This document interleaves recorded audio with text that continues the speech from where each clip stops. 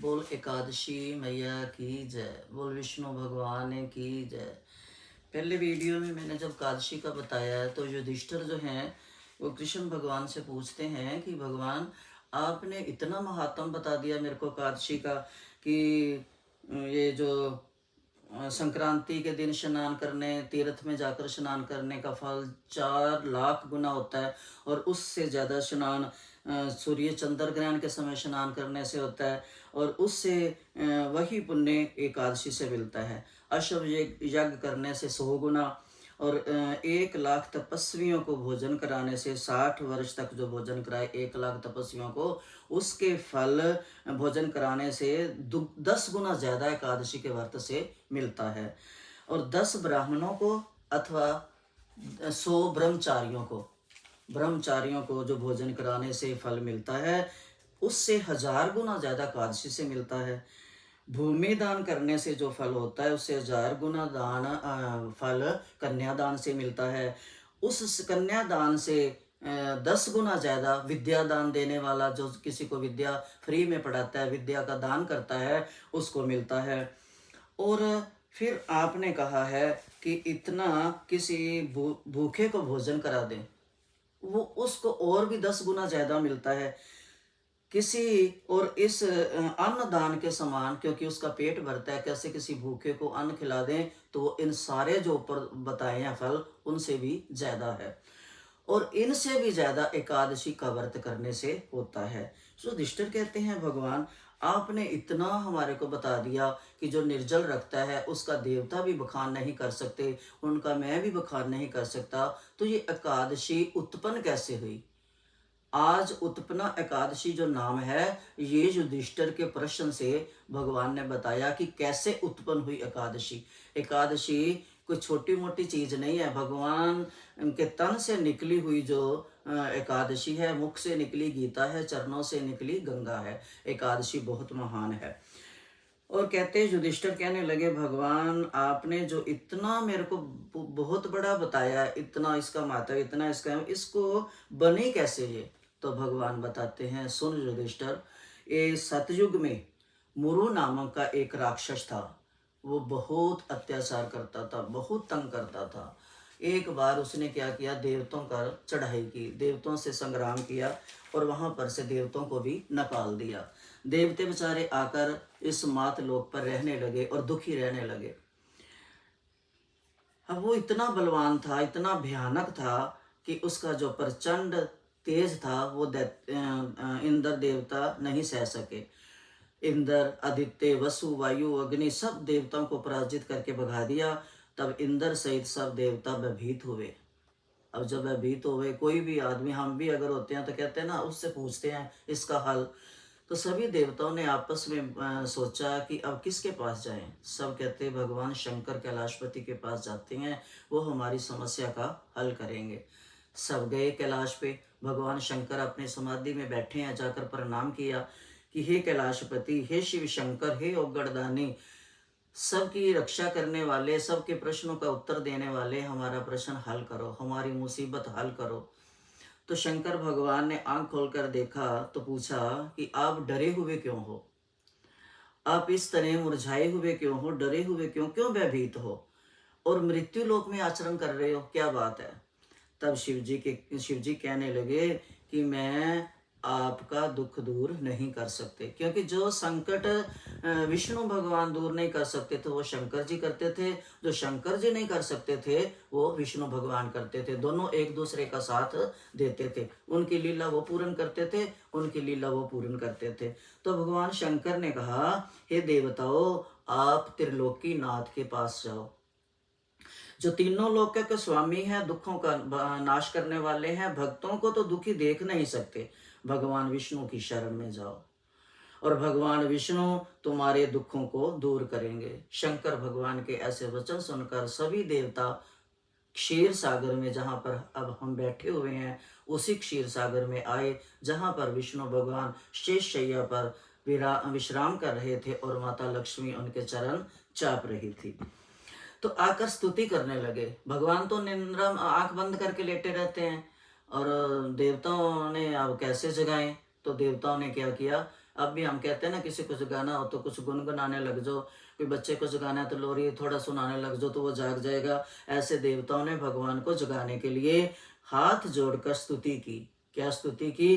कहते स्तुति जो है, जो अपने अंदर से शब्द निकलते हैं, वो ही प्रार्थना बनती है, वो ही स्तुति बनती है। तो देवताओं ने स्तुति की कि हे देवताओं द्वारा पूजनीय, आपको बारंबार नमस्कार है। हम भी उनके साथ भगवान विष्णु नारायण को नमस्कार करें कि हे भगवान, हमारा बारंबार आपको नमस्कार हो। देवताओं की रक्षा करने वाले मधुसूदन, कितना सुंदर नाम देते हैं देवता, मधुसूदन। याद कराते हैं कि आपने मधु राक्षस को मारा था, आप अब भी हमारी इस राक्षस से रक्षा करें। तो कहते हैं कि हे मधुसूदन, आपको नमस्कार है, आप हमारी रक्षा करें। हम दैत्यों से डरे हुए आपकी शरण में आए हैं। आप इस संसार के कर्ता हो, कारक हो, संसार रचाने वाले, बनाने वाले, नष्ट करने वाले आप ही हमारे माता पिता हो, उत्पत्ति पालन करने वाले हो, संहार करने वाले हो, और उसके साथ साथ सबको शांति प्रदान करने वाले हो, और अपने भक्तों का दुख दूर करने वाले हो। आप सबके पितामह हो, ब्रह्मा हो, सूर्य हो, चंद्र, अग्नि, समिग्री, होम, उक्ति, मंत्र, जप, तप, सब कुछ आप हो। यजमान आप हो, कर्ता भोक्ता भी आप ही हो। आप सर्वव्यापक हैं। हे सर्वनियंता, हे सर्व घट घटवासी, सर्वव्यापक भगवान, आपके सिवा तीनों लोक में, चर तथा अचर में कुछ भी नहीं है। सब कुछ आपसे ही है और सब कुछ आप में है। सब जल ही जल है, आप हो। जल में, अचर में, स्वर्ग में, धरती में, आकाश पताल, सब आप हो। तो आप तीनों लोकों में चर करने वाले, हे भगवान, दैत्यों ने हमको जीत कर स्वर्ग से निकाल दिया है। अपनी व्यथा सुनाई और सब देवता इधर उधर भागे फिर रहे हैं, हमें कोई ठोर दो। आप उन दैत्यों से हम सब की रक्षा करो, रक्षा करो, रक्षा करो। अब भगवान से प्रार्थना करते हैं। जब प्रार्थना दुखी मन से कर रहे हैं, डरे हुए थे, दुखी थे बेचारे, सब कुछ छीन गया था, तो वो प्रार्थना भी अंदर से निकल रही थी। तो भगवान सुने और उठे। इंद्र के ऐसे वचन सुनकर भगवान विष्णु कहने लगे कि हे इंद्र, ऐसा मायावी दैत्य कौन है जिसने तुम्हारे को जीत लिया? उसका नाम क्या है, रहता क्या है, उसका बल कितना है, ये सब मुझे बताओ। भगवान के वचन सुनकर इंद्र ने उसका सारा बताया कि वो ऐसा है, यहाँ रहता है, वो चंद्रावती नगरी में रहता है, नाड़े जंग उसका नाम है, और वो बहुत ताकतवर है, हमारे से जीता नहीं जा रहा। तो भगवान कहते हैं कि आप वहीं पर जाओ, चंद्रावती नगरी जाओ, और मैं भी आता हूँ। अब इंद्र, अग्नि, वरुण, यम सभी देवता भगवान की आज्ञा मानकर चंद्रवती नगरी में चले गए, जहां पर वो असुर रहता था। वहां पर वो खुद अपने आप सूरज बनकर चमक रहा था। इतना ताकतवर था कि उसने सूरज को भी ढक दिया, और अपनी चांदनी से, अपनी रोशनी से, अपने सूर्य की तपन से ही सबको अजय किया हुआ था। असुर निकन, उस दुष्ट को मारकर देवताओं को निर्भय करो। हे भगवान, आओ हमारी रक्षा करो। इंद्र का वचन सुनकर कहने लगे भगवान, हे देवताओं, मैं शीघ्र ही तुम्हारे शत्रु का संहार करूंगा। जाओ, अब तुम चिंता मत करो, भय से मुक्त हो, चंद्रवती नगरी जाओ। इस प्रकार भगवान सहित सब देवताओं ने चंद्रावती नगरी की ओर प्रस्थान किया। उस समय दैत्यपति मूर जो था, वो दैत्य सेना सहित युद्ध भूमि में गरज रहा था। और जो लड़ने वाला होता है ना, वो यही सोचता रहता है भाई मैं लड़ाई कैसे करूं। वो ढूंढता रहता है कोई बात, कि वो पहले ही गरज रहा था कि आए मेरे साथ कोई लड़े। लड़ने वाले को यही रहता है कि मैं लड़ाई करूं, कोई मेरे साथ आए, मेरे को मिले। तो वो घूम रहा था, गरज रहा था। उस बलवान असुर की गर्जना सुनकर सब देवता फिर भय के मारे चारों दिशा में भागने लगे। जब स्वयं भगवान, इतने में भगवान स्वयं प्रकट हुए, हाथ में चक्कर सुदर्शन लिए हुए। जब भगवान रणभूमि में आए तो दैत्य उनको देखकर अनेक प्रकार के अस्त्र शस्त्र आयुध चलाने लगे। बाणों से उनके शरीर को बींध डाला। अनेक दैत्य उनके हाथों से मारे गए। केवल एक मुर ही जीवित हुआ, बाकी सब भगवान ने मार दिए। लेकिन जो मुर राक्षस था, ये नहीं मर रहा था। युद्ध करते रहे भगवान। जो भी तीक्ष्ण बाण उसके शरीर में मारते भगवान, जो भी बाण छोड़ते, उसको ऐसा लगता जैसे फूल मारा हो। इतना उसके अंदर बल था कि भगवान के तीर भी कुछ नहीं कर रहे थे उसका। भगवान हैरान, शस्त्रों से प्रहार से उसका सिर छिन्न भिन्न हो गया, परंतु वह युद्ध करता रहा। अब वे आपस में भगवान ने शस्त्र फेंक दिए, उसने भी शस्त्र फेंक दिए, क्योंकि इतना नियम वो जानते थे कि अगर सामने के हाथ खाली हैं तो वो भी शस्त्र अपने फेंक देते थे। इतनी तो मर्यादा रखते थे। जैसे भगवान ने शस्त्र फेंके, उसने भी फेंक दिए। भगवान और आपस में अब मल्ल युद्ध करने लगे। आपस में मल्ल युद्ध करते करते भी वो पराजित नहीं हुआ। तब भगवान विष्णु युद्ध से थक गए।